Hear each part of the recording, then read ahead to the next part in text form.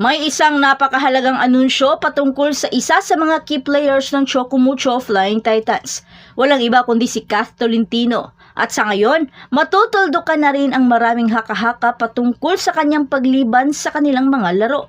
Kaya sa videong ito, ating alamin ang kanyang sitwasyon at magiging epekto nito sa kanyang kupunan. Kamakailan lang, inanunsyo ng Chocumucho Flying Titans na pansamantalang hindi makakapaglaro si Kath Tolentino dahil sa isang kondisyong auditory o kondisyon sa pandinig. Ayon sa opisyal na pahayag ng kupunan, ito ay isang hakbang na inirekomenda ng kanyang mga doktor para sa kanyang ganap na paggaling. Bagamat hindi siya nakapaglaro sa nakaraang 2 laro, puno ng pag-asa ang Flying Titans na si Kath ay malapit nang bumalik sa court. At sa ganitong paraan, matutuldukan na rin ang mga usap-usapan sa social media na waring mga chismis na wala namang basihan. Kaya napilitan ng maglabas ng